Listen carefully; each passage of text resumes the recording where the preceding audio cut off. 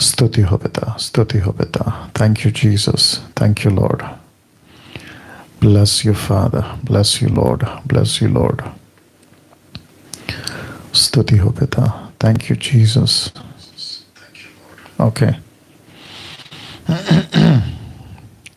Thank you father, thank you master. Worship you Lord, worship you Lord. Okay, ये YouTube है। Okay okay. दोस्तों जय मसीह। प्रभु यीशु मसीह के नाम में फिर एक और बार दूसरे दिन आज इस प्रोग्राम को स्टार्ट किए 2 दिन हो गए या 2 एपिसोड हो गए। यीशु के नाम में आप सभी का बहुत बहुत स्वागत करता हूं। आप प्रोग्राम देख सकते हैं स्क्रीन के ऊपर। इस प्रोग्राम का नाम है पूछो जो भी पूछना है बाइबल में से। सवाल होगा आपका, जवाब होगा डैनियल राज का। इस प्रोग्राम में सैटरडे बहुत बहुत अच्छा रिस्पांस। मैं समझता हूं कि कम से कम वेटिंग कॉल लिस्ट में 100 से भी ज़्यादा लोग वेटिंग लिस्ट में चले गए या मिस कॉल में चले गए। और जितने हम अटेंड कर सके, कुछ 12 से 15 या 14 सवाल का जवाब हम दे पाए। और आज सेकेंड एपिसोड मंडे है और ये लगातार सैटरडे तक चलता रहेगा, क्योंकि आप सभी जानते हैं कि संडे को ऑनलाइन चर्च चलता है।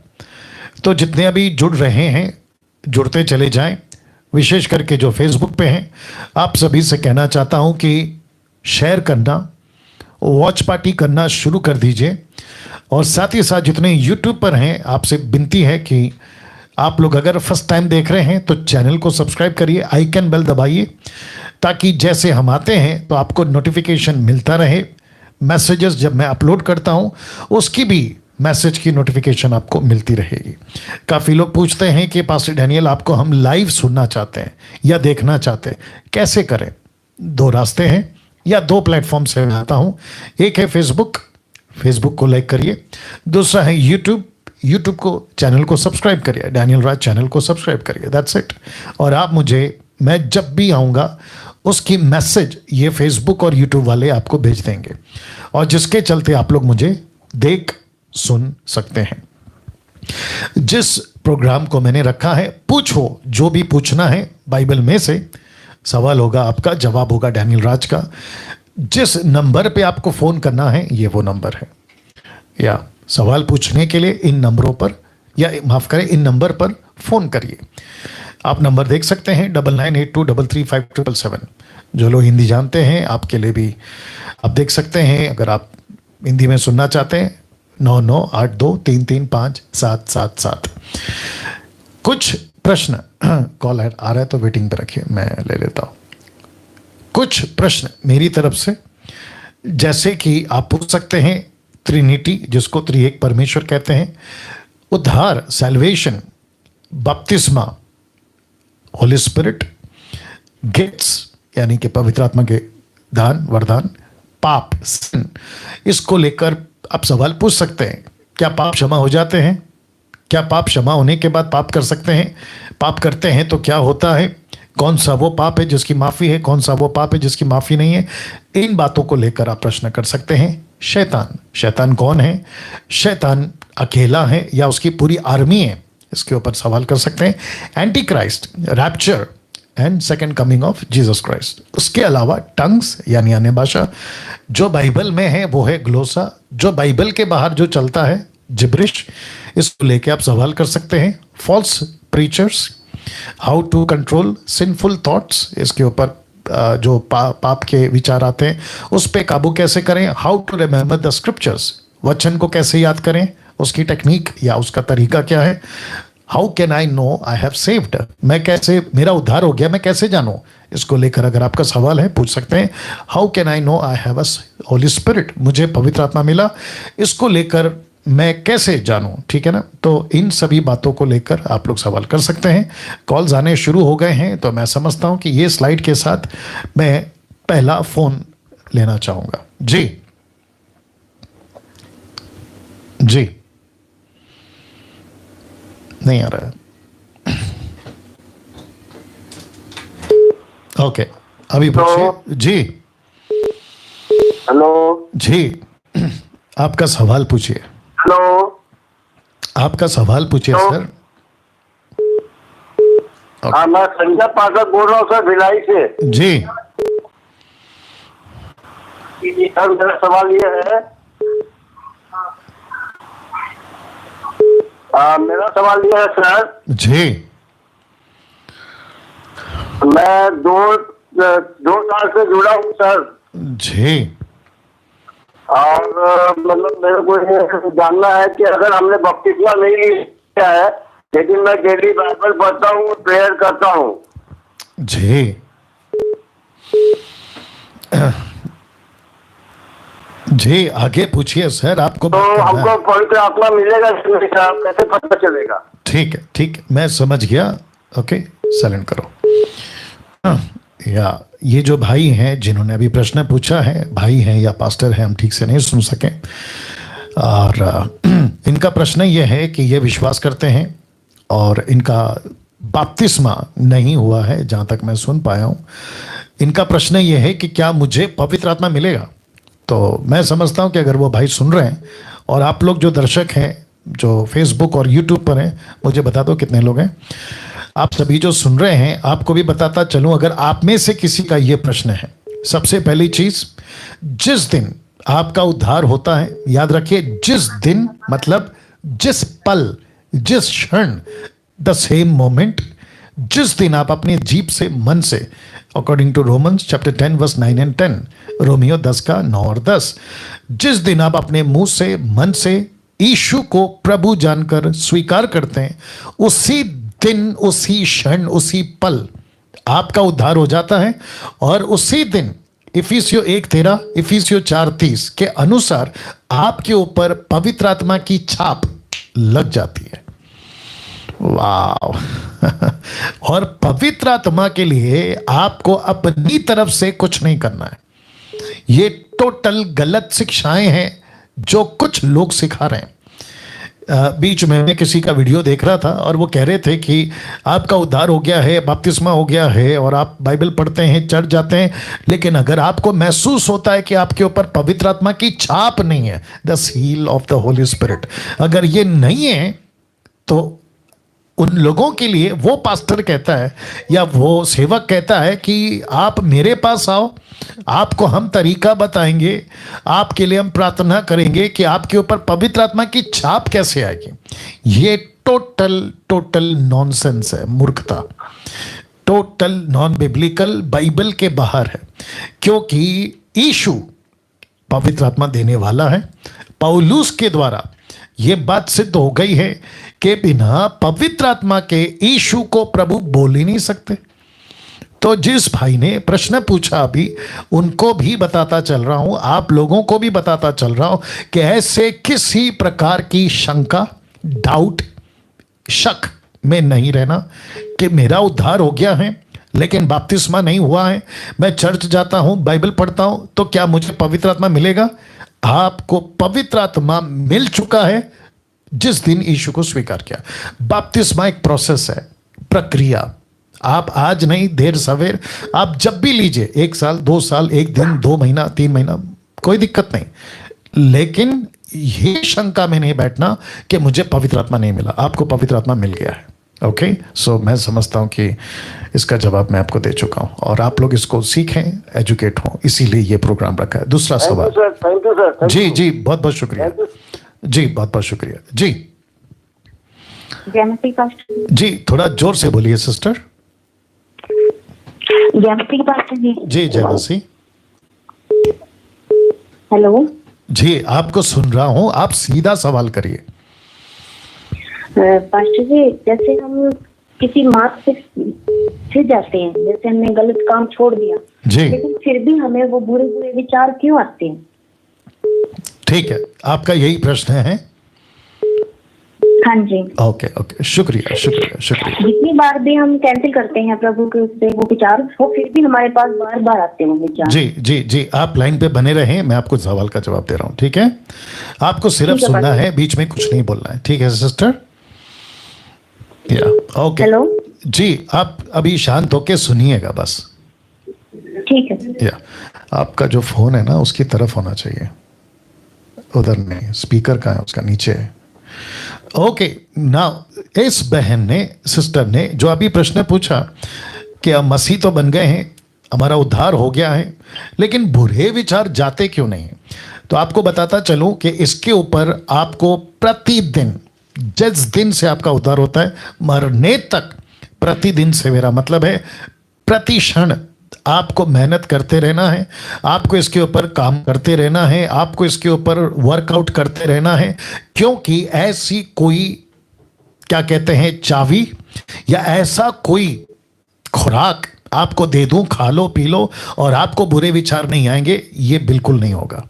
अगर मेरी बहन आप सुन रही हैं तो आप ध्यान से सुने, और जो दर्शक 700 के ऊपर अभी लाइव हैं, आप लोग देख रहे हैं दोनों फेसबुक और यूट्यूब को मिलाकर, तो आप भी सुने, क्योंकि कई लोग मुझे भी कॉल करके या मैसेज करके पूछते हैं कि मसीह तो बन गए हैं लेकिन बुरे विचार क्यों आ रहे हैं। तो मैं वापस कहता हूं, इसके ऊपर ताउम्र समझते हैं जब तक आप जिंदा है, आपको मेहनत करते रहना है कि बुरे विचार ना आए ना। ध्यान से सुनिए, पौलुस 2 कुरिन्थियों 10वां अध्याय वचन 5, 2 Corinthians chapter 10 verse 5 में कहता है कि मैं विरोध में उठने वाले हर विचार या एक एक सोच जो मसीह के पहचान के विरोध में आती है, मैं उसको खंडन करता हूं। तो इसका मतलब क्या है? आप अगर सड़क पे चल रहे हो, बुरे विचार पक्के आएंगे। तो आपको एक अलग तरीके से समझा देता हूं। ऐसा सोचिए, आप सड़क पे चल रहे हैं या पेड़ के नीचे से चल रहे हैं या खुले मैदान में चल रहे हैं, ऊपर से पक्षी उड़ रही है और उसकी परछाई आपके सर के ऊपर आ रही है और जा रही है, क्योंकि वो उड़ रही है। उसको रोक सकते हैं? नहीं रोक सकते, सीधी बात। लेकिन अगर वही पक्षी आपके सर पे बैठकर घोंसला बनाए, अंडे दे, आप उसको रोक सकते हैं? जी हाँ, रोक सकते हैं। तो विचारों को नहीं रोक सकते, लेकिन विचारों को घर बनाने से रोक सकते हैं। आप लोग समझ गए होंगे। तो रिपीट करता हूं, विचारों को नहीं रोक सकते, लेकिन विचारों को घर बनाने से रोक सकते हैं। आप सोचते हैं लालच को लेकर, पाप को लेकर, व्यभिचार को लेकर, नशा को लेकर, कई चीजों को लेकर आपके दिमाग में आते हैं, क्योंकि आप अभी भी फ्लैश में, अभी भी हम शरीर में, जिसके चलते रोमी किताब उसका 8वां अध्याय वचन 5, 6, 7, 8 ऐसे आगे पढ़ोगे तो लिखा है कि जो शरीर के अनुसार जीवन बिताएगा वो शरीर के अनुसार मरेगा, लेकिन जो शरीर की क्रियाओं को मारेगा और आत्मा के अनुसार जिएगा तो वह आत्मा के अनुसार जीवित रहेगा। तो इसका मतलब है कि हम सभी को अपनी सोच पे काम करना है, अपने थॉट्स पे काम करना है, कैसे हम सोचते हैं। और दूसरी चीज मैं समझता हूं कि अगर हम प्रभु के काम में व्यस्त रहेंगे, हम बाइबल पढ़ रहे हैं, प्रार्थना में बैठे हैं, मसीह का काम कर रहे हैं, डिसाइपलिंग कर रहे हैं, चर्च प्लांटिंग कर रहे हैं, हम दूसरों को काउंसलिंग कर रहे हैं, हम परमेश्वर के राज्य की चिंता में बैठे हैं, तो बुरे विचार क्यों आएंगे? आप जिस मिशन में हैं, अगर आप उसमें जुड़े हो, आपका 24/7 उसी में, तो फिर आएंगे नहीं। अगर वो बहन अभी लाइव सुन रही है, ऑनलाइन में अभी भी है, तो मैं उनको कहना चाहूंगा कि अगर आप कोई सीरियल देखती हैं 24/7, आप पिक्चरें देखती हैं, आपका टाइम जो है वो, आपको नहीं कह रहा हूँ, जनरल बात कह रहा हूँ, बट आपको ध्यान में रख के कह रहा हूँ, तो फिर तो ज्यादा चांसेस है बुरे विचार आने के। तो कहते हैं ना कि जिस गांव को जाना नहीं उसका एड्रेस क्यों पूछना। हमको जिस शहर को नहीं जाना है, हम उसकी राह क्यों पकड़ें? तो हम प्रभु के काम करें, प्रभु के इसमें ध्यान लगाएं और संसार की बातों से जितना बचें। रोमियो 12:1 यही तो कहता है कि हम संसार के सदस्य नहीं बन सकते। Don't be a customer of the world. तो हम जब नए बन गए हैं तो बातें भी नहीं होनी चाहिए, और आपका स्वभाव, हम सबका स्वभाव मसीह के वचन के ढांचे में ढलते जाना चाहिए। उम्मीद करता हूं कि बहन को जवाब मिल गया। नेक्स्ट कॉल जी, अपना प्रश्न पूछिए। हाँ जी, जी आप बात करते जाइए और फोन नजदीक रख के बात करिए। जी यश, मेरा एक सवाल था यशायाह की पुस्तक से। जी जी, उसके 14-12वां अध्याय में लिखा है, हे भोर के चमकने वाले तारे, तू क्यों करके आकाश से गिर पड़ा? जी, तू जो जाति जाति को हरा देता था, अब तू कैसे कटा भूमि पर गिर गया है। जी पास्टर जी, और यहीं प्रकाशित वाक्य में 22:16 में लिखा है, मुझे यीशु ने अपने स्वर्गदूत को इसलिए भेजा कि तुम्हारे आगे कलीसियाओं के विषय में इन बातों की गवाही दे। मैं दाऊद का कुल वंश और भोर का चमकता तारा हूँ। पास्टर जी, मेरा सवाल है कि यीशु मसीह ने भोर का चमकता तारा शैतान को कहा गया है, फिर यहाँ पर यीशु मसीह ने खुद को भोर का चमकता तारा क्यों कहा? जी, तो आपका प्रश्न क्या है? हाँ जी, यही है मेरा प्रश्न। मैं वही पूछ रहा हूं, इसमें से प्रश्न क्या है कि शैतान ने अपना नाम नहीं रखना चाहिए, यीशु ने रखना चाहिए, ये प्रश्न है, या दोनों ने अपना नाम ऐसा क्यों रखा, ये प्रश्न है। हाँ, दोनों सेम नाम क्यों है? शैतान को भी भोर का चमकता तारा कहते हैं और यहाँ यीशु ने भी कहा कि मैं भोर का चमकता तारा हूँ। ओके, ठीक है, अब आप शांत हो जाएं और मेरे सवालों, आपके जो सवाल है उसका जवाब सुन लीजिए। और इंटरेस्टिंग भी है क्योंकि कई लोग जब पढ़ते हैं तो उनको दिक्कत होती है। यशायाह का किताब 14 अध्याय या एजेकियल का किताब 28 अध्याय, 14 का 12 इन्होंने जिक्र किया, एजेकियल 28 का 12-13 से भी अगर आप देखेंगे तो लूसीफर या फिर सेटन, इब्लीस का जिक्र वहाँ भी है और बाइबल के अंदर कई जगहों पर, और विशेष करके प्रकाशित वाक्य की पुस्तक में ना। जैसे मैं हमेशा कहता हूं, भाई ने प्रश्न पूछा है इसलिए मेरी मजबूरी है, मैं बोल देता हूं कि जब आप वचन को पढ़ते हैं, कोई भी टेक्स्ट को पढ़ते हैं, तो सबसे पहले दिमाग में 2-3 प्रश्न रख लिया करो पढ़ते वक्त, सवाल करते वक्त, कि इसका लेखक कौन है, कौन से संदर्भ में बोला गया है, क्या दृश्य दिखा रहा है। और यशायाह की किताब और हेजेकियल की किताब, अगर भाई साहब सुन रहे हैं तो उनको भी कहना चाहूंगा कि यशायाह की किताब 12वां अध्याय, माफ करें 14 अध्याय, हेजेकियल की किताब 28 अध्याय, ये एक राजा को सामने रखकर संबोधित किया जा रहा है, ये डायरेक्ट लूसीफर को नहीं संबोधित किया जा रहा है। तो आत्मिक बातें हैं, आत्मिक दृष्टि से इसको पढ़ना होगा। दूसरी चीज, जब कोई लिखता है तो लेखक को उतना ही बताया गया जितना उस वक्त के लिए जरूरी था। उसके बाद यीशु को भोर का चमकने वाला तारा, लूसीफर जिसका जिक्र अभी भाई ने किया, भोर का चमकने वाला तारा, तो हम सब जानते हैं कि किसी शब्द या टाइटल का नकल, डुप्लीकेट या फिर इमिटेट लूसीफर करता आ रहा है। लूसीफर भोर का चमकता तारा किसने बनाया, अगर बनाया भी है, देखिए एक एक शब्द के, अगर पास्टर शब्द है तो उसका रोल क्या है, अपोस्तल शब्द है तो उसका रोल क्या है, लूसीफर का नाम है तो उसका रोल क्या है, यीशु है तो उसका रोल क्या है, यीशु क्या देता है, भोर का चमकने वाला तारा अगर उसको कहा है तो उसका रोल क्या है, वो क्या देता है, रास्ता दिखाता है, रोशनी देता है, जीवन देता है, बातें करता है। लूसीफर ने क्या किया, संसार को मैं रास्ता दिखाऊंगा, मैं ज्योति हूं, मैं संसार में तुमको विजय दिलाऊंगा, नकल करता है। तो अगर उसको ऐसा कहा तो ये फिक्स नहीं है ना, ये पत्थर की लकीर नहीं है कि उसको नाम दे दिया तो अब वो भोर का चमकने वाला तारा है। जी नहीं, नाम को देखकर, काम को देखकर, टाइटल को देखकर वो पद का इस्तेमाल किया गया, लेकिन पूरी जिंदगी ये यही है, ये भोर का चमकने वाला तारा ही है। अब इसको यही नाम फिक्स किया गया है, ऐसा कुछ नहीं है। उम्मीद करता हूं कि भाई साहब को जवाब मिल गया होगा। जी जी, या नेक्स्ट कॉल। हेलो जी पास्टर जी, मेरा सवाल है यशायाह से। जी, यशायाह अध्याय 1 का 18 वचन से यहोवा कहता है, हाओ हम आपस में वाद विवाद करें, ताकि तुम्हारे पाप चाहे लाल रंग के हो तो भी वे हिम के समान उजले हो जाएंगे, और चाहे अर्गवानी रंग के हो तो भी वे उनके समान श्वेत हो जाएंगे। जी। और पास्टर जी, एक और प्रश्न है। एक सेकंड, आपने अभी जो बताया ना 1:18 में, उसमें प्रश्न क्या है आपका? आप तो सिर्फ वचन पढ़ दिए, प्रश्न क्या है आपका? हाँ सर, वही वो यानी वो अर्गवानी कलर लाल रंग का पाप ये है। मैं वही पूछ रहा हूँ, आपका प्रश्न क्या है? कलर ऐसा क्यों है, ये प्रश्न है आपका? हाँ सर। ये क्या लॉजिक है, मतलब यानी वो कौन से पाप है सर? देखिए जीसस क्राइस्ट, आप जब चोरी करते 1 रुपए की 100 रुपए की चोरी है ना, हाँ बस, तो पाप है, चाहे छोटा हो या बड़ा हो। तो जब लिख रहा है ना, तो वहां के लोगों को समझा रहा है। अभी कोई चीज को रख के समझाते हैं ना, आपको अगर कोई चीज को समझाना हो या कोई चीज को देख रखकर बात करना हो तो उस चीज का सहारा लेती है ना आप। वैसे ही लेखक ने कहा कि तुम्हारे पाप चाहे लाल रंग के क्यों ना हो जाए, तो उसको रखा है उसने लोगों के सामने जो उस वक्त में था वहां पे, और उसको कहा है, लेकिन पाप तो पाप है, वो चाहे छोटा हो या बड़ा हो, कोई दिक्कत नहीं है उसमें, पाप ही गिना जाएगा। हाँ सर। और सर एक सेकंड रुक जाइए। आप कब से बाइबल पढ़ रहे हैं या पढ़ रही हैं? पढ़ रहा हूँ। अच्छा, आपका उम्र क्या है? 15।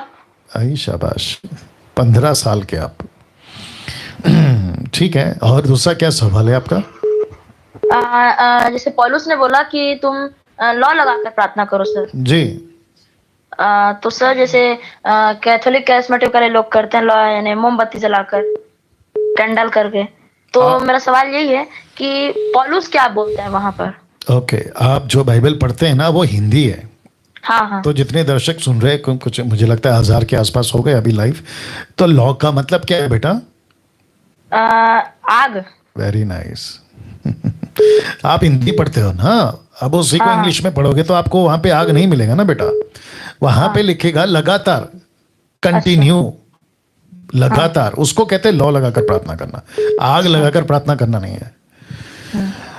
वेरी गुड, यही उम्मीद है आपसे। आप पहले खूब पढ़ो, ठीक है? और जैसे जैसे आपकी उम्र बढ़ेगी आपको बहुत क्लियर हो जाएगा, ठीक है? ठीक है sir. God bless you. Next call. विचित्र, इंटरेस्टिंग। जी हेलो जी हेलो जी, सुन रहा हूं। सर, पास्टर साहब सलाम। जी, आपका प्रश्न डायरेक्ट पूछना है सर। सर मेरा बपतिस्मा हुआ है, जो वो छठे वाला हुआ है, जैसे बोलते हैं ना डुबकी लेना जरूरी होता है। जी मैं इसके बारे में आपसे पूछना चाहता था, क्या मेरा बपतिस्मा सही नहीं है? जी बिल्कुल नहीं। अगर आपका छिड़काव का बपतिस्मा है, जिसको कहते हैं इंग्लिश में स्प्रिंकलिंग, तो वो गलत है। आप जब तक इमर्शल बपतिस्मा का ग्रीक वर्ड बपतिस्मो का मतलब है डुबाना, तो आपको डूब का बपतिस्मा लेना होगा।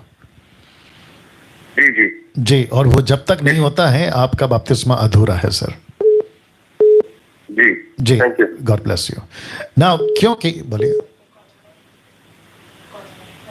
ओके, कुछ लोग व्हाट्सएप पे कॉल कर रहे हैं, तो रिक्वेस्ट करता हूं कि व्हाट्सएप पे कॉल ना करें।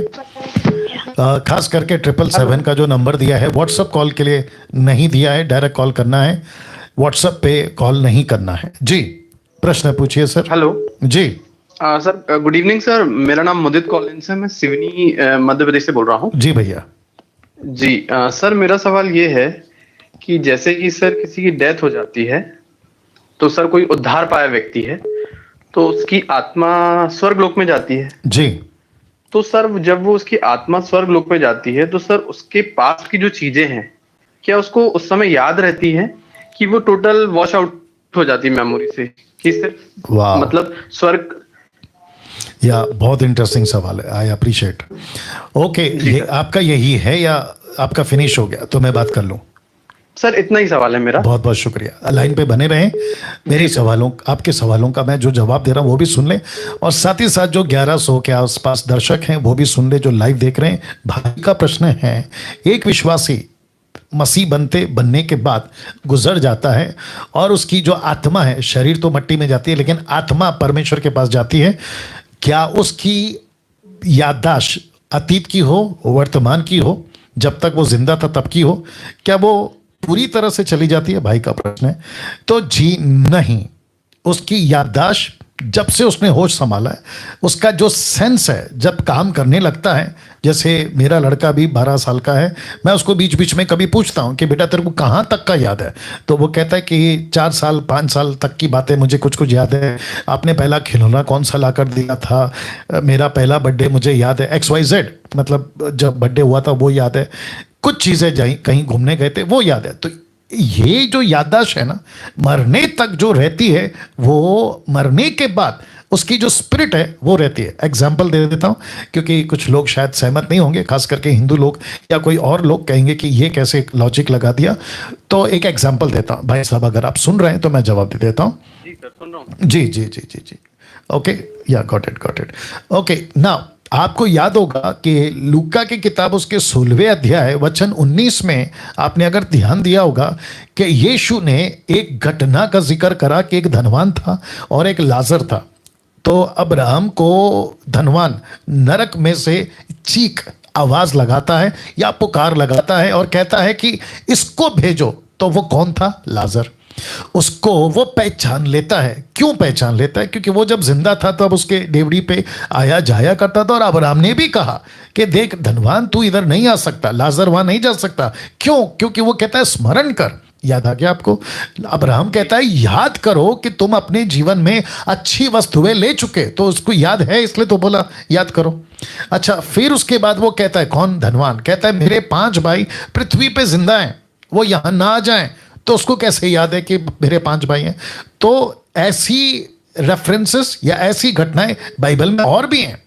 वो चाहे सैमुअल का शाऊल को बुलाना हो, शाऊल ने सैमुअल को बुलाया, उसकी बातों को याद रखना क्योंकि सैमुअल मर गया था, उसके बावजूद वो बातें कर रहा है। तो ऐसे बहुत सारी घटनाएं हैं। तो मरने के बाद आत्मा को सब कुछ याद रहता है जब तक वो आखिरी सांस ले रहा था। I hope you got the answer.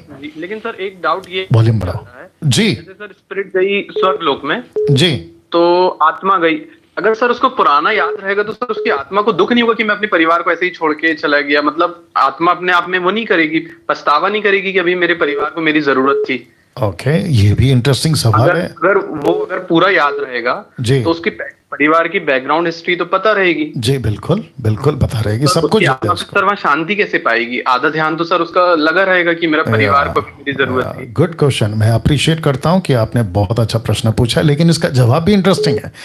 Ji sir. जिस माइंड सेटअप को आप अभी लेकर बात कर रहे हो, जिस माइंड सेटअप को मैं लेकर बात कर रहा हूं, और जो अभी ये पृथ्वी की माइंड सेटअप है, मैं आपको बता दूं, आपको और हमको सबको बहुत बड़ा एक सरप्राइज या शॉकिंग बातें दिखेंगी, क्योंकि यहां की दुनिया की बातें टोटल डिफरेंट हो जाएंगी जैसे ही हम शरीर को छोड़कर जाते हैं। आपकी जो स्पिरिट है ना, उसको सारी चीजें प्राप्त हो जाएगी, एक एक चीजें उसको पता चल जाएगी, कैसे दुनिया बनी, कैसे चीजें आई, कौन है परमेश्वर, क्या है सच्चा परमेश्वर। आपको फिर पता चलेगा। आप कह रहे हो कि दुख होगा, वो वहां कैसे रहेगा? दुख क्यों होगा? अगर उसको दुख भी होगा तो यीशु बैठा है, सिस्टम उसको पता चल जाएगा कि स्वर्ग में वही जा सकता है जिसने अपना जीवन स्वीकार किया है, वो वहां पर पहुंचा है। और देखो, लाजर ने, माफ करें, अब हमने क्या कहा? लाजर यहां सुकून से है। अगर आपने पढ़ा होगा, लाजर यहां सुकून से है, तो इसका मतलब क्या है? लाजर के लोग नहीं होंगे, उसकी याददाश्त नहीं होगी। तो वहां पहुंचने के बाद में ये जो माइंड सेटअप है ना, ये टोटल चेंज हो जाएगा। ये बात आपको समझनी होगी। वहां पे पहुंचने के बाद पिक्चर बहुत बड़ा हो जाएगा। तो एक एग्जांपल दे देता हूं, 1 कुरिन्थियों 13 अध्याय वचन 10 के आगे। तो पौलुस कहता है कि यहां धुंधला दिखता है, लेकिन जब हम उसके सामने होंगे तो सब कुछ साफ हो जाएगा। याद आया आपको? तो कहता है यहां धुंधला है, वॉल्यूम बढ़ाओ, यहां धुंधला है, लेकिन जब हम स्वर्ग जाएंगे तो सब कुछ साफ हो जाएगा। तो भाई साहब, अप्रिशिएट करता हूं आपके सवाल का, बहुत इंटरेस्टिंग यूनिक प्रश्न पूछा आपने। बट मैं समझता हूं कि आपको जवाब भी मिल गया होगा कि यहां की माइंड सेटअप मरने के बाद के माइंड सेटअप में जमीन आसमान का फर्क है। जी जी सर, जी sir. God bless you brother. Okay sir, thank you. Next call. जी जी जी पास्टर साहब, जय मसीह की। जी जय मसीह। मेरा प्रश्न है सर, उत्पत्ति 3:1 और उत्पत्ति 3:14 अध्याय में पद में लिखा हुआ है जी, यहोवा परमेश्वर ने जितने बनेले पशु बनाए थे उन सब में सर्प धूर्त था। तो ये सर्प कौन सर्प है? मतलब वो सांप कौन सा है वो पूछ रहे हैं? जी जी नहीं, मतलब अभी जो बोलते हैं कि सर्प का पैर था और उसके बाद अभिशाप श्राप के कारण उनका पैर निकल गया, ऐसे ही बोलते हैं। ओके तो मैं समझता हूँ, या लाइन में बने रहें, कम कर लीजिए, लाइन में बने रहें। और अगर भाई सब सुन रहे हैं तो उनको भी बता दूं कि सैटरडे यानी कि शनिवार 2 दिन पहले यही प्रश्न किसी ने पूछा था, जहाँ तक मेरी याददाश्त है। तो मैंने उनको वही कहा था जो अभी आपको भी कह देता हूँ और आप लोगों को भी कह देता हूँ कि जब मूसा लिख रहा था, आदम के पाप के बाद, आदम और हवा के पाप के बाद श्राप दिया गया आदम को, पेनल्टी क्या कहते हैं, पनिशमेंट हवा को और सर्प को। तो सर्प नहीं देखना है, सांप नहीं देखना है, सरपेंट नहीं देखना है, उसको वैसा नहीं पढ़ना है। वो बात हो रही है शैतान की, वो बात हो रही है इब्लिस की, जिसका जिक्र मिलता है प्रकाशित वाक्य 12:9 में। तो लेखक यानी कि यूहन्ना कहता है ये वही पुराना सांप है। कौन सा पुराना सांप? ये वही पुराना सांप जो अदन के बगीचे की जिक्र कर रहा है। तो इसका मतलब है वो सांप कौन है? शैतान। शैतान को क्या बोल के इंडिकेट किया जा रहा है? सांप। तो ये वो है ना भैया। तो सांप लिटरली सांप नहीं देखना है, आप समझ गए होंगे शायद। तो उसको सांप मत पढ़िए, वॉल्यूम बढ़ाओ, सांप मत पढ़िए उसको, ठीक है जी? जी या thank you, God bless. Next call. जी हेलो जी, हेलो भाई साहब बोलिए। हाँ जी सर। आप जो पीछे वॉल्यूम रखे हैं उसको पहला बंद करिए। आपका जो पीछे चल रहा है ना उसको बंद करिए, नहीं तो फिर आपका फोन जी सर, कट करके दूसरे को लेना होगा। जी बोलिए भैया। सर मैं पंजाब से बोल रहा हूँ, नंदवाल बोल रहा हूँ। जी मैं जानता हूँ, बोलिए। सर एक मेरा क्वेश्चन है जी जैसे हम अभी विश्वासी हैं, जो अविश्वासी हैं उनकी तरफ से ये क्वेश्चन को ले लीजिए जी कि जिस तरह बाइबल में यीशु मसीह परमेश्वर है वो अपनी अलग अलग परिस्थिति में प्रकट हुए हैं जी, और उसी तरह ही शैतान है जो वो भी अलग अलग परिस्थिति में प्रकट हुआ है। जी। जिस तरह के बाइबल में कुछ वचन बताया गया यीशु मसीह के पास भी शैतान आया जी, और पुराने नियम में भी वचनों से हमें मालूम हो जाता है कि शैतान आया। लेकिन पास्टर जी मैं क्वेश्चन ये है कि अगर ये चीज है जिस तरह परमेश्वर तो स्वर्ग के सिंहासन में बैठा है जी। तो शैतान की विजिबिलिटी इस वक्त कहाँ पर है? क्योंकि वो संसार में तो इस वक्त है नहीं है। लेकिन अगर हम लोगों को बताते हैं कि आज एक शैतान है, उसने संसार को फंसाया हुआ है, तो उसकी एग्जिस्टेंस और विजिबिलिटी कहाँ पर है? क्योंकि जब हम लूका का अध्याय पढ़ते हैं तो एंड होता है तो उसमें लिखा है कि वो आसमानों के बीच में है। कहाँ पढ़ते हैं? वापस बोलिए। लूका में एंड में जब पढ़ते हैं ना, लूका का अध्याय जब बिल्कुल फिनिश हो जाता है जी, तो उसमें यीशु मसीह ही जिक्र करते हैं कि जो शैतान की हुकूमतें हैं वो इस संसार के, हेवन के और अर्थ के बीच में है। आपने कहाँ पढ़ा? लूका में कहाँ पढ़ा आपने, जरा बताइए। सर मैंने लूका में लास्ट में पढ़ा था इसी को, वचन को। मैं वही पूछ रहा हूँ ना सर, अगर आपने पढ़ा था तो कोट करके बताइए, चैप्टर बताइए, वर्स बताइए। सर इतना तो अभी मुझे याद नहीं है, मैंने पढ़ा था। लेकिन आपके पास अभी बाइबल तो होगा ना भैया? जी बाइबल तो मेरे पास है सर। तो निकाल के देखो, बताओ मुझे। तो प्लीज एक खोल लीजिए। या लास्ट का बता रहे क्या आप? सर एक जगह बाइबल में लिखा है कि जो शैतान है ना उसको हम, उसकी जो लोकेशन है वो बाइबल बताती है कि वो मतलब हेवंस और अर्थ के बीच में है। बाइबल में क्वेश्चन है। नहीं, आपने लूका का जिक्र किया क्योंकि कम से कम कितने लोग हैं, या कम से कम 1450 लोग अभी लाइव हैं, वो भी जानना चाहेंगे। आपने लूका का जिक्र किया है क्योंकि मैंने तो अभी तक नहीं पढ़ा 30 साल से। जी। और जिस पौलुस ने मध्य आकाश का जिक्र करा है वो इफिसियों 6वां अध्याय वचन 10 से आगे, वो वहां पे है। फिर लूका जी सॉरी हाँ सर, हाँ बिल्कुल। जी दूसरी बात, कोई दिक्कत सर, बिल्कुल। कोई दिक्कत नहीं। दूसरी बात, हाँ सर सॉरी जी सुन लीजिए। दूसरी चीज, लूका के 4 अध्याय में लूसीफर आता है और फिर ऐसा लिखा कि कुछ समय के लिए वो उसको छोड़कर चला गया। किसको? यीशु को, कुछ समय के लिए। तो आपका प्रश्न, जहां तक मैं समझ पा रहा हूं, अगर मैं गलत हूं तो फिर से दोहरा दीजिए, आप पूछना चाहते हैं कि अभी उसकी प्रेजेंस कहाँ है, ये पूछ रहे हैं? प्रेजेंस कहाँ है, हाँ जिसको हम तो बोल रहे हैं कि तुम्हारे जीवन में शैतान कार्य कर रहा है। इसका मतलब हम बताते हैं, बाइबल बताती है कि वो धरती के ऊपर है, लेकिन धरती पर उसकी लोकेशन नहीं है कोई भी। ओके। तो उसका वो सिंहासन जो उसका वो जिसको बोलते हैं ना इस युग का प्रिंस, उसको बोला है। जैसे अभी आपने बताया था कि हमें बाइबल का एक वचन नहीं लेना है, जिस तरह अभी आप एक ब्रदर को बता रहे थे कि उसको इस युग का प्रिंस भी बोला गया है। तो वो प्रिंस है तो उसका एक राज्य भी है, ऑफ कोर्स है। तो वो फिर कहां पर एग्जिस्ट करता है? क्योंकि आज अविश्वासी बोलेंगे ये तो फिर मंदिर का बात हो गई है। ओके ठीक है, मैं समझ गया। इसके बारे में थोड़ा विस्तार में बताइए। जी बिल्कुल, आप होल्ड पे रहिए, मतलब लाइन पे रहिए। बाकी जितने दर्शक हैं उनको भी बताना चाहूंगा फेसबुक और यूट्यूब पे, और फिर उसके बाद में कुछ बातें रखूंगा। कॉल को हम ड्रॉप करेंगे अभी, हाफ पार्ट का ये लास्ट कॉल होगा, उसके बाद वापस कॉल लेंगे ना। भाई का प्रश्न ये है कि लूसीफर अगर है तो उसका प्रेजेंस कहाँ है, वो अभी एग्जिस्ट कहाँ कर रहा है? बाइबल एकमात्र, मैं पहले दिखा देता हूं, ये वाली बाइबल एकमात्र सहारा जिसमें से उत्पत्ति से प्रकाशित वाक्य तक ऐसे कुछ बातों को, जहां इसका जिक्र है उसको पढ़कर एक टोटल कंक्लूजन पे या निचोड़ पे आ सकते हैं। और उसमें से एक लूंगा सबसे पहले अय्यूब के टाइम पे, खास करके पहले अध्याय से अय्यूब के टाइम पे। और 2-3 बार प्रभु ने उसको पूछा, तू कहां से आ रहा है? परमेश्वर बैठता है सिंहासन पे उसके पुत्रों के सामने। बात अलग है कि वो स्पिरिचुअल बीइंग है, एंजल्स भी उसको कहते हैं। परमेश्वर ने पूछा तू कहां से आ रहा है? भाई साहब अगर आप सुन रहे होंगे, ठीक है ना, तो परमेश्वर ने पूछा तू कहां से आ रहा है? तो उसने कहा पृथ्वी पर डोलते डालते आ रहा हूं। तो इसका मतलब है कि लूसीफर के पास में एक्सेस है। एक्सेस समझते, वो प्रवेश कर सकता है। पृथ्वी पे आ सकता है, पृथ्वी पे खड़ा हो सकता है, पृथ्वी पे लोगों को भरमा सकता है। इसलिए तो लिखा ना प्रकाशित वाक्य 12:9 में सारे संसार का भरमाने वाला। और फिर दूसरा कुरिन्थियों उसका क्या कहते हैं, दूसरा कुरिन्थियों 4:4 में वो सुसमाचार को नहीं सुनने देना चाहता है, ऐसे उसने पट्टी बांध के रखी है लोगों के दिमाग में। तो उसकी एक्टिविटीज पृथ्वी पर है, सेम टाइम वो कर सकता है। इफिसियों 6वां अध्याय में कहता है कि उसका राज्य, आपने किंगडम का बात करा तो मध्य आकाश में उसका राज्य है।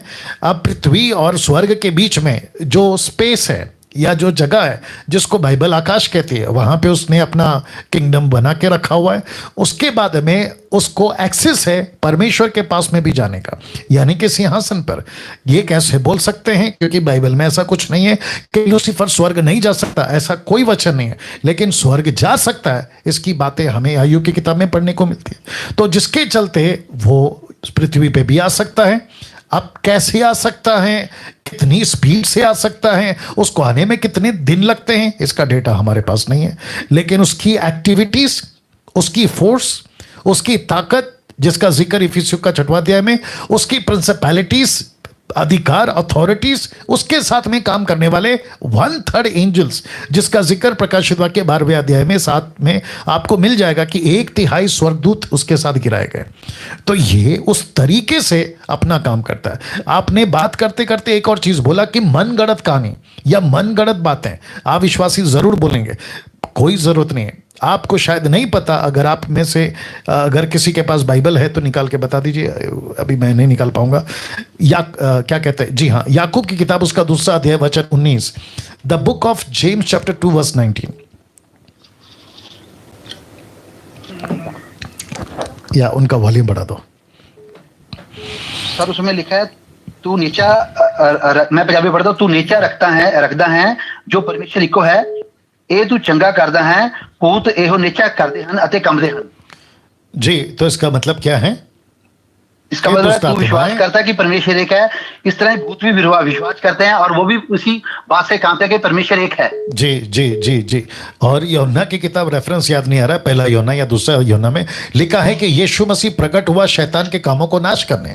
और यहाँ पे लिखा है कि तुझे विश्वास है कि एक ही परमेश्वर है, तू अच्छा करता है, दुष्ट आत्मा भी विश्वास रखती है और वो थरथराती है। वो क्यों थरथराती है? क्योंकि वो एग्जिस्ट में है, वो अस्तित्व में है, उनकी क्या कहते हैं, प्रेजेंस है, पृथ्वी पे है, आकाश में है, और परमेश्वर उसको अलाउ करता है। परमेश्वर ने अलाउ किया, इसलिए तो वो अय्यूब के टाइम पे सिंहासन के पास में जा सका, नहीं तो वो नहीं जा सकता। और क्या कहते हैं, या जल्दी से निकालो, दूसरा राजा की किताब, अगर मैं गलत नहीं हूं, 18 आई होप सो, 18 ओके, दूसरा इतिहास 18 बहुत पढ़ता हूं तो कभी कभी। दूसरा इतिहास 18, आप नहीं पढ़ेंगे, मैं पढ़ूंगा, आप सिर्फ सुनेंगे। वॉल्यूम कम करो। दूसरा इतिहास 18 कहाँ गया? हाँ, 18 second Chronicles chapter 18 and verse 18 onwards. मैं सब तो नहीं पढ़ूंगा। तो लिखा है 18 के कि मिकाया ने कहा, इस कारण तुम लोग यहोवा का वचन सुनो, मुझे सिंहासन पर विराजमान यहोवा, उसके दाहिने बाएं खड़ी स्वर्ग की सारी सेना खड़ी दिखाई दी। वचन 19, तब यहोवा ने पूछा, इस्राएल के राजा आपको कौन ऐसा बहकाएगा कि वो गिलाद के रमोत पर चढ़ाई करे? तब किसी ने कुछ और किसी ने कुछ। वचन 20, अंत में एक आत्मा पास आकर यहोवा के सम्मुख खड़ी हो गई। तो स्वर्ग में एक आत्मा कौन है? ये वही आत्मा है ना जो बहकाती है।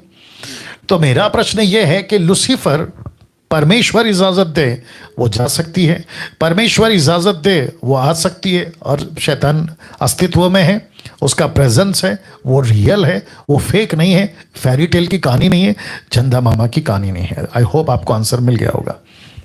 सर एक और अभी कॉल लगा तो मैं एक क्वेश्चन और करूंगा। सर जिस तरह आपने बताया है कि जो कुरिन्थियों 14 अध्याय का दूसरा वचन है, हम सभी मानते हैं क्योंकि हमने भी बाइबल पढ़ी है, वो बिल्कुल पौलुस व्यंग कस रहा है जी, व्यंग या ताना मारता। आपने बताया कि बाइबल में इस तरह के स्क्रिप्चर्स हैं जहां पर ताना मारा गया है, तो राजा के 18 में अध्याय में और इतिहास में भी है। तो पासी जब मैं ये बात एक विश्वासी से कर रहा था ना, तो वो बोल रहे हैं कि परमेश्वर ताने नहीं मारता है, वो परमेश्वर तो इस तरह का परमेश्वर नहीं है। और लेकिन पासी जब हम मती में पढ़ते हैं तो परमेश्वर वहां पर भी एक व्यंग कसता है। वो बोलता है कि मैं बोलता हूं कि तुम अपना सुख पा चुके, तो परमेश्वर वहां व्यंग कस रहा है कि नहीं कस रहा है, ये बताइए। क्या कहाँ पे बहुत लोग लाइव देख रहे हैं कहाँ पे? जिस तरह मती अध्याय में है सर, वो बोल रहा है कि जो प्रभु का राज्य है ना, परमेश्वर यीशु मसीह उनके एक वो, एक मिनट सर होल्ड कीजिए प्लीज, एक मिनट। ये बड़ी थोड़ी आजकल के लोगों के लिए सर ये बहुत मतलब बताने वाली बातें हैं जी, क्योंकि यीशु मसीह उसमें बोलता है कि तुम अपना वो धन पा चुके, वो व्यंग में 2 बार बोलता है सर इसी वाक्य में, मुझे भी वचन नहीं निकल रहा है वो। ठीक है, ऐसे तो बहुत हैं, वो बोलता है, उनको बोलता है कि तुम अपना फल पा चुके, मतलब वो बोल रहा है कि तुम अगर ऐसे काम करोगे तो तुम अपना फल पा चुके। तो क्या सर, अगर यीशु मसीह के व्यंग लगा रहे हैं तो इसका मतलब है क्या बाइबल में व्यंग है? लोग आज इस बात को मानते नहीं है कि पौलुस ने वो व्यंग जो ताना मारा है, वो बोलते हैं बाइबल ऐसी एक मतलब पवित्र शास्त्र पुस्तक है, लेकिन इसमें परमेश्वर व्यंग कैसे मार सकता है? पवित्र आत्मा कभी व्यंग लिखा नहीं सकता है। तो लेकिन पास जब हम उस वचन को पढ़ते हैं तो हमें पता लगता है कि बाइबल में बहुत जगह व्यंग कैसे हुए हैं। जिस तरह की आपने पुराने नियम में भी एक बार इतिहास में भी टीवी में बताया था कि वो बोल रहा है हाँ ये सभी नबियों ने बोला है कि परमेश्वर ऐसा ही कर जी।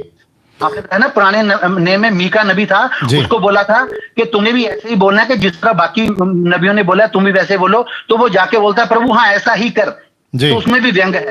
तो आज सर कुछ लोग नहीं मानते हैं कि बाइबल व्यंग भी कसती है या परमेश्वर भी व्यंग में कुछ बातें करता है, क्योंकि लोगों को समझाना पड़ेगा ना। तो प्लीज इसके बारे में थोड़ा विस्तार में कीजिए, क्योंकि लोग देख रहे हैं तो उनको एहसास हो जाएगा कि वाकई 14 करंथियां 2 में व्यंग है और 13 करंथियां 1 या 2 वचन भी व्यंग का ही वचन है। जी मैं समझ गया। ठीक है ना भाई साहब जो है पंजाब से हैं, इन्होंने बहुत सारी बातें करी।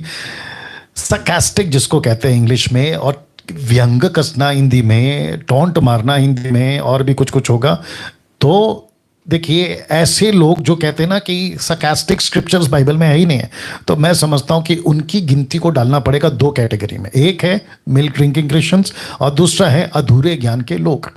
तो जो अधूरे ज्ञान के लोग हैं वो तो कुछ भी बोलेंगे, उनकी गिनती में हम उनको नहीं रख सकते। और जो मिल्क ड्रिंकिंग क्रिश्चियन है उनको तो बहुत मैच्योर होना है, परिपक्व होना है। लेकिन जो बाइबल को पढ़ते हैं, अच्छा खासा पढ़ते हैं, घुट के, या जैसा भी बोलते हैं, घुट घुट के पीते खाते हैं, अच्छे से पढ़ते हैं, उनको पूछो, उनसे बात करो तो वो कहेंगे।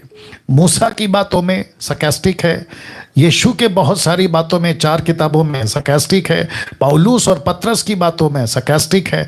तो जैसे पढ़ते होगे, जिसके चलते पौलुस खुद कहता है 2 तिमोथी चैप्टर 2 वर्स 15-16, वो कहता है rightly dividing the word of truth, वचन को सही तरीके से काम में लाना सीखो। लूका की किताब उसका 10:26 में यीशु कहता है तू कैसे पढ़ता है, क्या लिखा है और तू कैसे पढ़ता है। तो सरकास्टिक है, और जब पढ़ते हैं तब पता चलेगा। जब कोई मिल्क ड्रिंकिंग वाला है वो नहीं समझेगा, और जिसको नहीं समझना है भैंस के सामने बीन बजाना, इसको कहते हैं भैंस के सामने बीन बजाना, तो कुछ नहीं कर सकते, उनको उनके हाल पे छोड़ देना। I hope you got the answer ना। मुझे अब ये हाफ पार्ट तो खत्म करना था, कुछ बातें रखना चाहूँगा, फिर लास्ट में फिर रखूँगा, और ये बातें रखने के बाद मैं फिर कॉल लूँगा।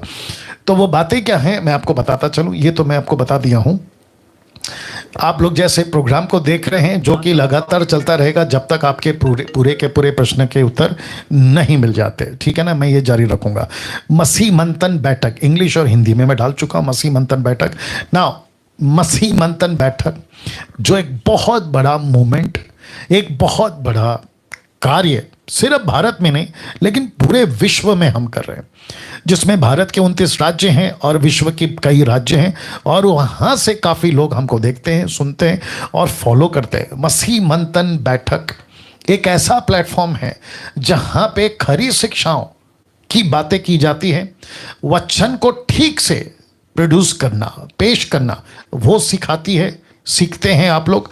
साथ ही साथ मसीह मंथन की तरफ से बहुत सारे church planting, making disciples, teaching, बहुत सारे क्षेत्रों में दाऊद को तैयार करना ताकि गलत शिक्षाओं की गोलियत को मारा जा सके। ऐसी मुहिम के साथ, ऐसे माइंड सेटअप के साथ और ऐसे विचारधारा के साथ मसीह मंथन को स्टार्ट किए, मैं समझता हूं कि 2 साल अभी हो रहे हैं धीरे धीरे। मार्च में 1 साल पूरा हो गया था, अब ये 1.5 साल आप बोल सकते हैं, ठीक है ना। अब मसीह मंथन साथ ही साथ ऐसे लोगों को प्लेटफॉर्म देना चाहता है, जिसकी मैंने बहुत पहले अनाउंसमेंट करी, अभी मैं फिर कर रहा हूं कि अगर कोई पुरुष या स्त्री प्रचारक के तौर पे मसीह मंथन के पेज पे प्रचार करना चाहते हैं, चाहती हैं, हम उनको मौका देंगे। वो पास्टर हो सकते हैं, चर्च के लीडर हो सकते हैं, या विश्वासी हो सकते हैं। आप सभी को अभी एक नंबर दिया जाएगा, वहां पे आपकी छोटी सी ब्रीफिंग होगी, जांच पड़ताल उसकी ब्रीफिंग होगी, और जिसके चलते आपको जो है मसीह मंथन के प्लेटफॉर्म से आपको मौका दिया जाएगा कि आप प्रचार करें, लोगों को भी प्रचार करें, आप अपनी गवाही बता सकते हैं, उसके लिए आप आगे आ सकते हैं। ये इसलिए मैं मजबूर हुआ हूं कहने के लिए, क्योंकि मुझे काफ़ी लोग कह रहे हैं कि हमको गवाही देना है, हमको मौका दीजिए। तो लीजिए, आपके पास में मौका है। मसीह मंथन बैठक एक कॉन्सेप्ट को लेकर चल रहा है, और वहाँ है यीशु की कॉन्सेप्ट। यीशु का कॉन्सेप्ट क्या है?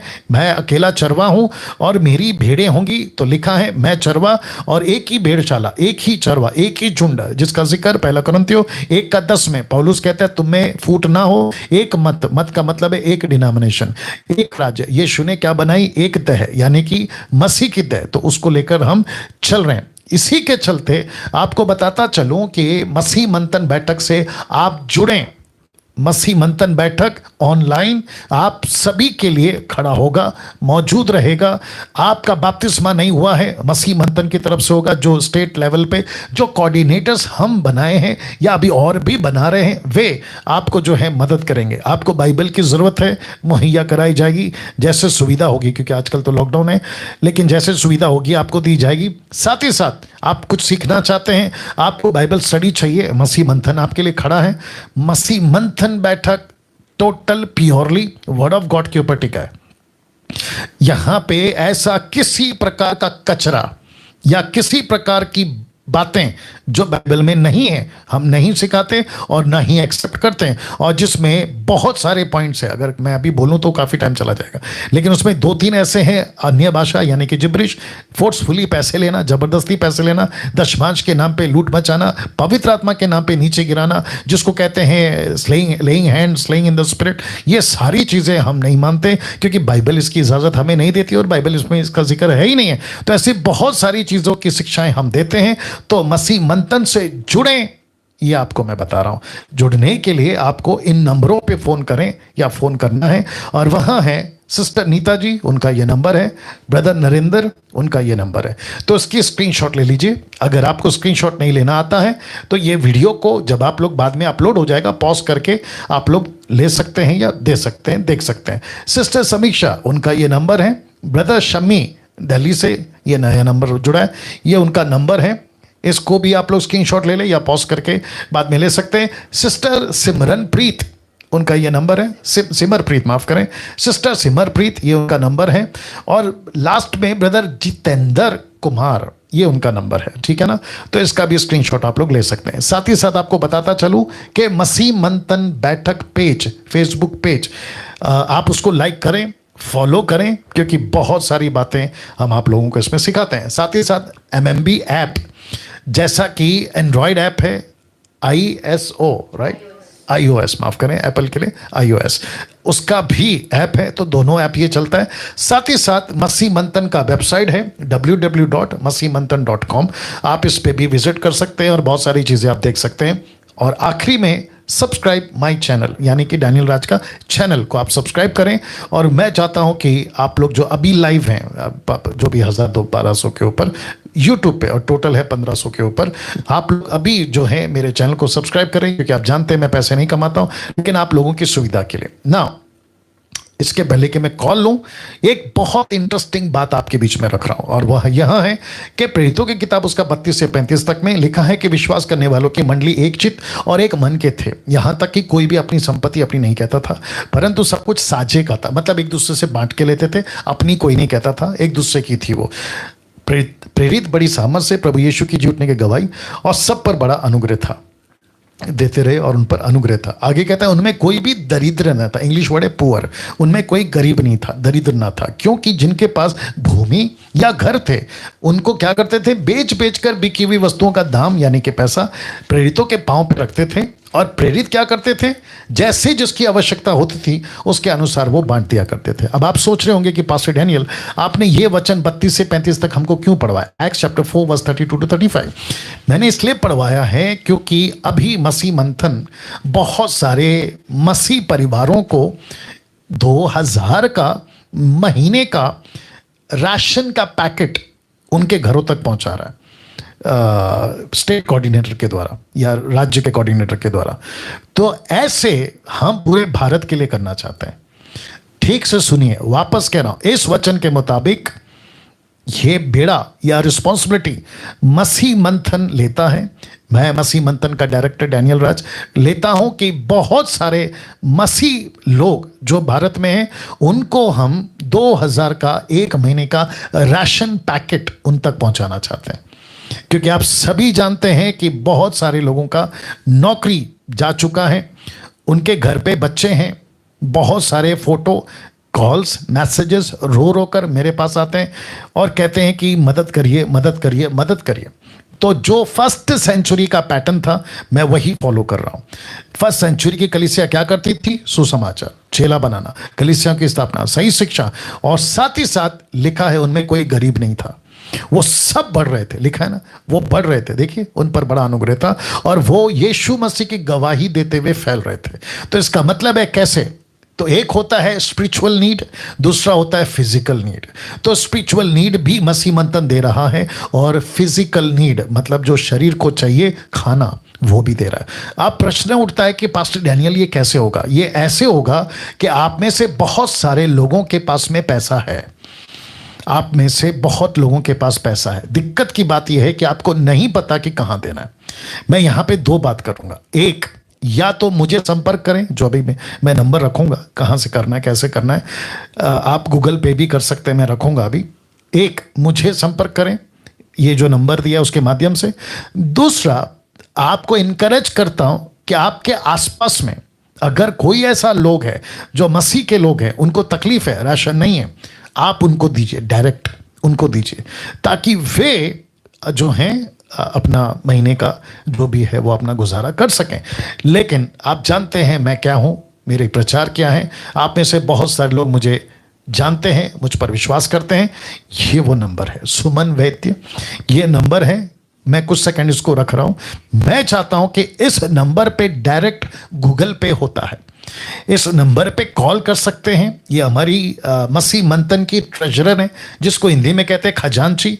आप इनको कॉल कर सकते हैं, इनसे बात कर सकते हैं, डायरेक्ट भेज सकते हैं, व्हाट्सएप कर सकते हैं, टेक्स्ट मैसेज कर सकते हैं कि पास्टर डैनियल ने जो अनाउंसमेंट किया है, मेरा 2000 रुपया या 1000 रुपया या 5000 रुपया या 10,000 रुपया या एक परिवार या 5 परिवार, किसी ने मुझे कहा कि हम 10 परिवार की मदद करेंगे, तो उन तक अभी करंट में अभी जो सिचुएशन जिसको स्टार्ट किया, मैं समझता हूँ 1 हफ्ता भी नहीं हो गया अगर मैं गलत नहीं हूँ, हम कम से कम 50 से भी ज़्यादा परिवार को राशन पैकेट पहुंचा चुके हैं, 50 फैमिलीज। तो जितनी ताकत है, जितना फंड हमारे पास में है, क्योंकि इस वचन के मुताबिक आप दोगे, हम 200 को बांटेंगे। अब ये जो नंबर है डैनियल राज 9982335777, ये नंबर आपके पास में ऑलरेडी है क्योंकि अभी चल रहा है। तो इस नंबर पे वो लोग कॉल करेंगे जो सेवक हैं, पास्टर्स हैं। सिर्फ पास्टर्स मुझे इस नंबर पे कॉल कर सकते हैं, व्हाट्सएप कर सकते हैं, या व्हाट्सएप पे अपनी वॉइस क्लिप डाल सकते हैं, मैं आपको कॉल बैक करूंगा। याद रखिए, भारत के वो सभी सेवक जो किसी तकलीफ से गुजर रहे हैं, किसी परेशानी से गुजर रहे हैं, आपके पास में महीने का राशन नहीं है, तो मसीह मंथन बैठक आपको 1 महीने का जो लिमिट हमारी है 2000 रुपए की, आपकी मदद करेगा। तो पास्टर्स मुझे डायरेक्ट फोन करें। अगर आप पास्टर नहीं हैं तो सुमन वैद्य को ऊपर वाला नंबर पे आप लोग कॉल करें। नाउ नेक्स्ट कॉल, क्योंकि समय भी ध्यान देना है। आइए कॉल उठाते हैं और मैं चाहता हूं कि प्रश्न पूछें। जी हेलो जी, आपका प्रश्न पूछिए। हाँ जी, जय श्री साहब। जी जय मसीह। मेरा प्रश्न यह है कि अभी हमने प्रभु को पाने के लिए कौन सी प्रार्थना या कौन से वचन के जी वापस पूछिए, आपका फोन नजदीक रखिए और स्पष्ट बोलिए, स्पष्ट बोलिए। आपका पीछे का माइक आपका जो चल रहा है ना, उसको पहले बंद कर दीजिए। को पाने के लिए हम कौन से वचन के ऊपर भरोसा करके उसको हर टाइम मंत्र करें जो कि उसको पाने के लिए। देखिए सर, मैं वापस कह रहा हूं कि जो पीछे चल रहा है ना, उसको पहले बंद करिए। आपका जो भी पीछे चल रहा है उसको बंद करिए और ठीक से पूछिए, क्योंकि कम से कम 1500 के ऊपर लोग आपको सुन रहे हैं। जी हाँ अच्छा, मेरा ये प्रश्न यह है कि खुदा को पाने के लिए हम कौन से वचन को पढ़े और उसको दिन रात बंदी करें तो हमें उसका रास्ता मिल जाए पाने के लिए। ठीक है, जहां तक मैं समझ पा रहा हूं मैं दोहरा देता हूं, आप जरा शांत हो जाएंगे। ठीक है, जितने दर्शक हैं, भाई का प्रश्न आपने भी सुना होगा, और मैं जहां तक समझ पा रहा हूं ये वो समझ पा रहा हूं कि परमेश्वर को पाने के लिए, या परमेश्वर को पाने के लिए कौन सा वचन पढ़े? तो परमेश्वर को पाने के लिए वचन नहीं पढ़ना है भैया। पहली बात, परमेश्वर को पाने के लिए आपको मुंह से अंगीकार करना है कि यीशु मेरा प्रभु है, आपको परमेश्वर मिल गया, नंबर 1। नंबर 2, जब आपको परमेश्वर मिल गया तो परमेश्वर की संगति में कैसे बढ़े, आपका यह प्रश्न होना चाहिए। तो परमेश्वर की संगति में बढ़ने के लिए नंबर 1 प्रार्थना में बैठिए, नंबर 2 बाइबल पढ़ सकते हैं तो बाइबल पढ़िए, और अगर तीसरा मैं ऐड करूं तो मुझ जैसे जो 10% खरा प्रचार करते हैं उनकी वीडियो देखिए। आप अगर मुझे देखते हैं तो मेरी वीडियो देखिए। परमेश्वर को पाने के लिए कोई वचन नहीं है। परमेश्वर को पाने के लिए आपको मुंह से अंगीकार करना है। अगर आप ये कहोगे कि मैं कुछ पढ़ लूंगा तो मुझे परमेश्वर मिल जाएगा, जी नहीं। क्योंकि इंदिरा गांधी जी जब जिंदा थी तो 13 बार बाइबल पढ़ी लेकिन कुछ नहीं हुआ। ऐसे कितने लोग हैं उन दिनों के ऋषि मुनि, गुरु, कई पढ़े लिखे विद्वान, ज्योतिष, लेकिन वो पढ़ते हैं। आज भी लोग पढ़ते हैं, कहते हैं हम तो पढ़ते हैं, क्योंकि होटलों में बाइबल रखा होता है, कॉन्वेंट स्कूल में बाइबल सिखाई जाती है, पढ़ते हैं। पढ़ने से क्या होता है? मुंह से अंगीकार करो, तब आपका उद्धार होगा और आपको परमेश्वर मिलेगा। आशा करता हूं आपको जवाब मिल गया। Next call. जी, प्रश्न पूछे जी। हाँ सर जी, प्रश्न बोल रहा हूँ सर। एक जगह पे ये लिखा हुआ है कि हम लोग मीट, मछली, गोश्त, रक्त वाली चीजें नहीं खा सकते हैं जी। तो क्या हम उसको खा सकते हैं? तो मछली, गोश्त, किसी बात की उसको हम खा सकते हैं? ओके, तो आपने जो पहला पूछा था कि हम उसको नहीं खा सकते, वो आपने कहाँ पढ़ा था? वो ये मुझे बताया था, मैं वो पुराना नियम नहीं पढ़ा हूँ मैं। ओके, ठीक है, 10 साल से प्रभु का चौपाई कर रहा था इलाहाबाद में, ईशु दरबार में। ठीक है, आप शांत हो जाए, मैं जवाब दे रहा हूँ। जितने दर्शक अभी देख रहे हैं, इनका आपने अगर सुना है, और मैं जहाँ तक सुन पा रहा हूँ, क्योंकि इनका वॉइस उतनी क्लैरिटी पे नहीं आ रहा है, बट जितना मैं समझ पाया हूँ, इनका प्रश्न आपके बीच में रख देता हूँ। कह रहे हैं कि जो रक्त से मिला गोश्त होता है, मछली, मटन, क्या उसको खा सकते हैं? क्योंकि ओल्ड टेस्टमेंट में लिखा है नहीं खा सकते। तो मैं जिस बाइबल को 30 साल से पढ़ रहा हूँ, ओल्ड टेस्टमेंट हो या न्यू टेस्टमेंट में हो, वहाँ पे लिखा है कि हम खा सकते हैं। नहीं खा सकते कहीं नहीं लिखा है, लेकिन क्या क्या खा सकते हैं वो लिखा है, और क्या क्या नहीं खा सकते वो भी लिखा है, खास करके ओल्ड टेस्टमेंट में।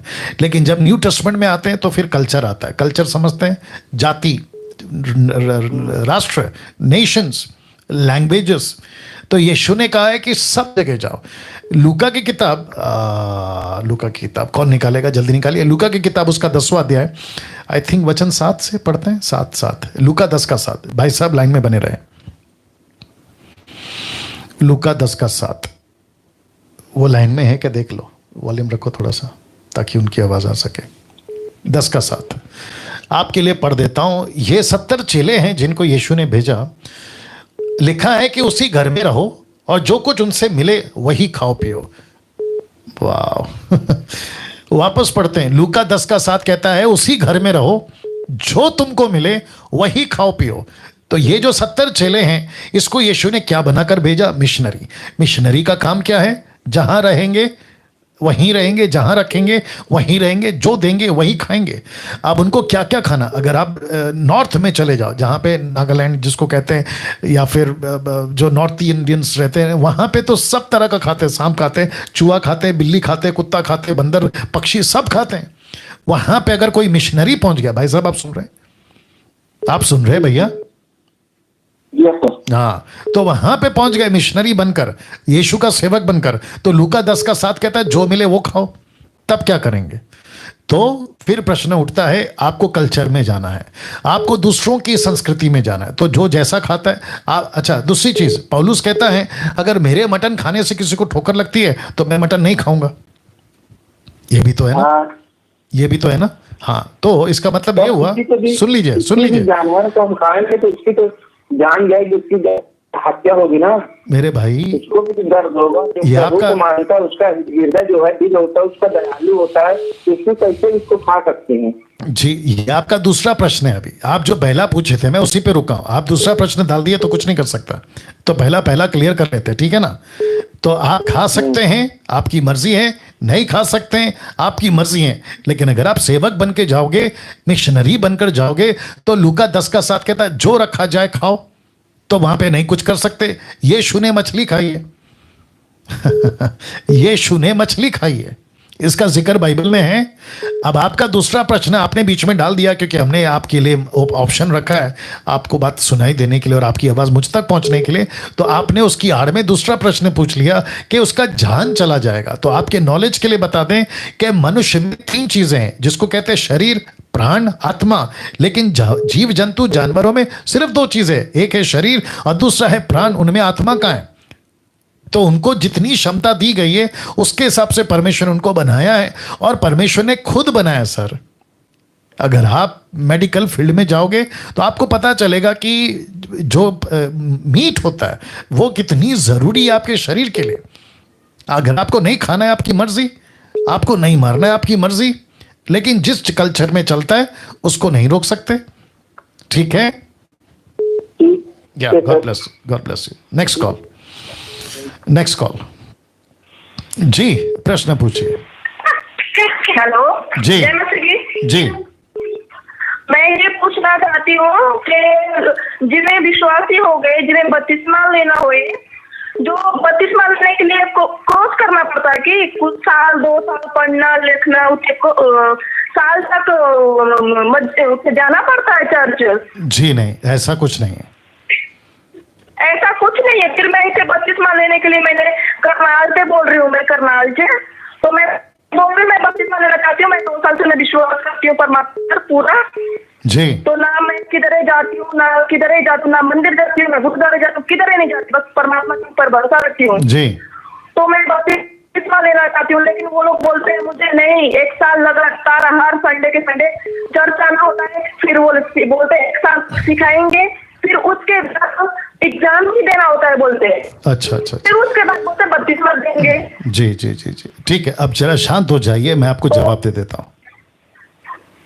हाँ जी जी, शांत हो जाए। ओके, बहन का प्रश्न ये है करनाल से नहीं चलो रुको। करनाल से बहन पूछ रही थी कि बपतिस्मा लेने के लिए कोई कोर्स होता है क्या, 1 साल का, 2 साल का, फिर बहुत कुछ बोल रही थी, आपने भी सुन लिया। नंबर 1, ये चली गई पहली बात गलत जगह, ऐसा कुछ नहीं होता है, ये चली गई गलत जगह। दूसरी चीज, यीशु के वचन में जब भी पढ़ोगे, पतरस और पौलुस की मिनिस्ट्री में जब भी पढ़ोगे, अगर बहन आप सुन रही हैं तो आप भी सुनिएगा, उनका बपतिस्मा तुरंत होता था। जी, उनका बपतिस्मा तुरंत होता था। मैं जब पूछता हूं ना तो वॉल्यूम बढ़ा दिया करो, वेट मत किया करो जी। तो उनका बपतिस्मा तुरंत होता था। यीशु का बपतिस्मा, जिस दिन बाहर निकले बपतिस्मा, 3000 ने उद्धार पाया, तुरंत बपतिस्मा, खोजा, तुरंत बपतिस्मा, पौलुस फिलिप पतरस की मिनिस्ट्री में तुरंत बपतिस्मा।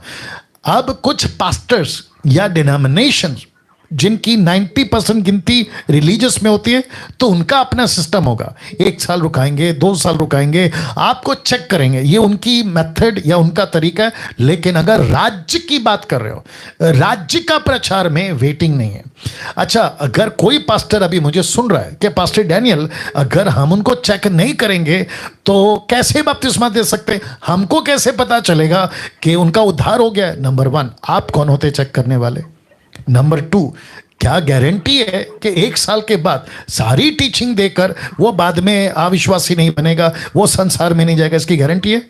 कितनों को जानता हूं, आप लोग भी जानते हैं ना, 2 साल नहीं 5 साल के बाद में मसीह को छोड़कर बैठे, तो आपने क्या उनको गलत टीचिंग दे दी थी? जी नहीं।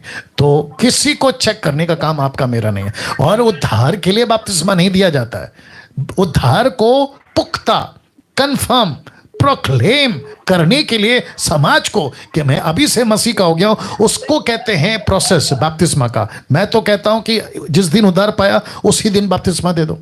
आपकी अगर सुविधा नहीं है तो अगले हफ्ता दे दो, और सुविधा नहीं है तो 1 महीना। अगर आप ये कहते हो कि हम पहले चेक करेंगे, परखेंगे वो कैसी है, वो कैसा है, उसके बाद बपतिस्मा देंगे, तो प्रश्न उठता है कि आप कौन है उसको परखने वाले?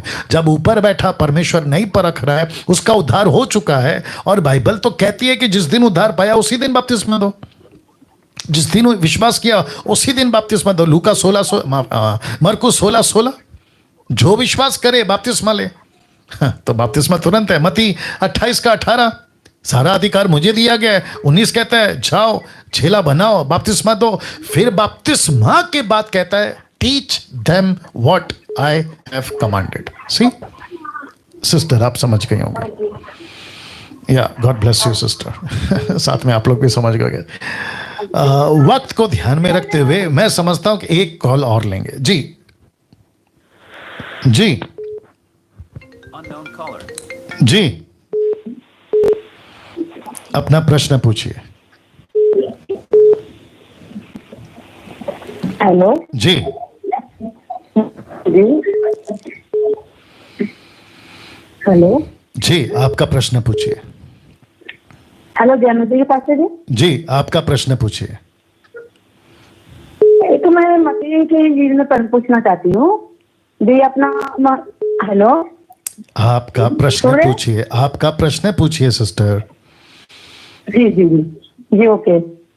21 के 33 में जो हम पढ़ते हैं दुष्टों की किसान को दृष्टांत दुष्ट किसानों का, तो उसमें हम पढ़ते हैं उसमें कि यीशु मसीह के गवाही मतलब बता रहे हैं हम लोगों को पढ़ने में। हमको यहाँ पे थोड़ा समझ में नहीं आया।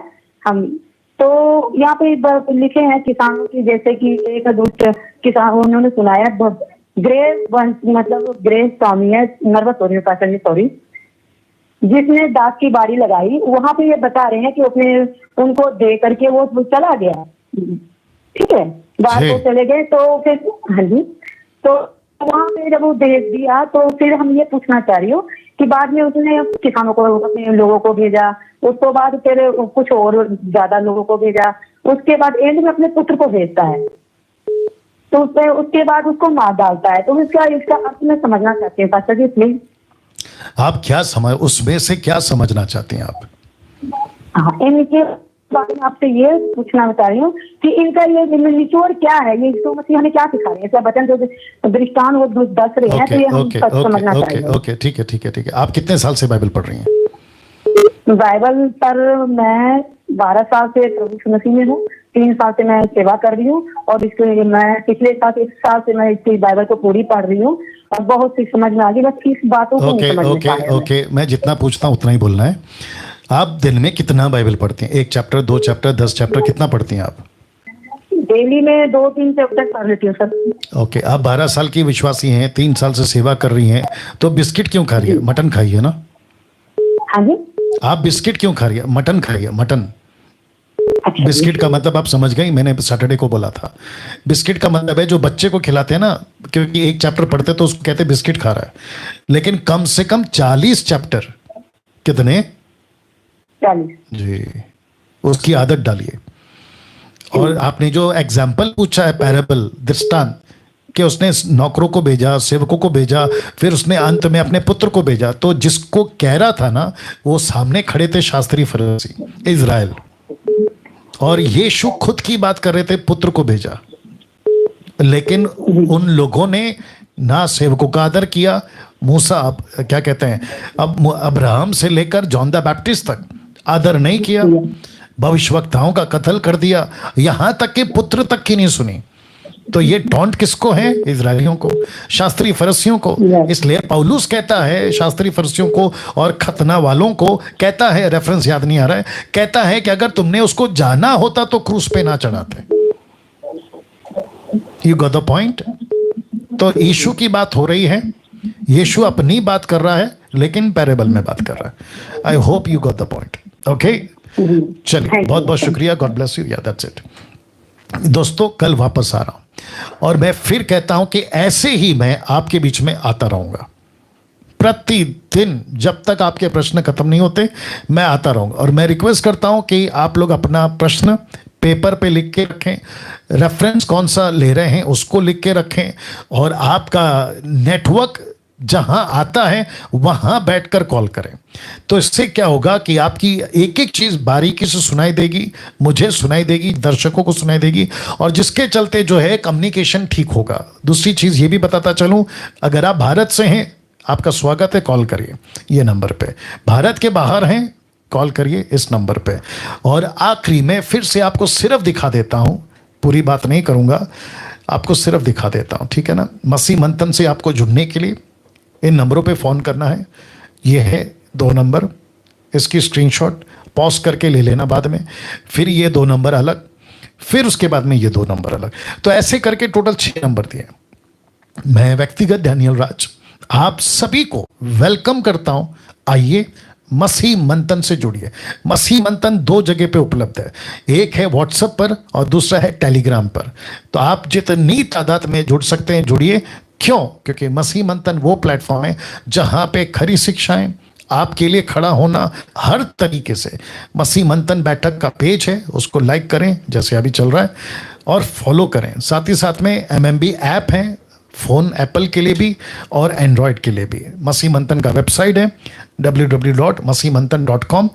मेरे चैनल को सब्सक्राइब करें, यूट्यूब चैनल को रिक्वेस्ट करता हूं दूसरों को भी रिकमेंड करें कि आप लोग डैनियल राज के चैनल को सब्सक्राइब करो। क्यों? क्योंकि खरी शिक्षा है, बहुत वीडियो बना रहा हूं, प्रतिदिन वीडियो बना रहा हूं और आप लोगों के लिए डाल रहा हूं।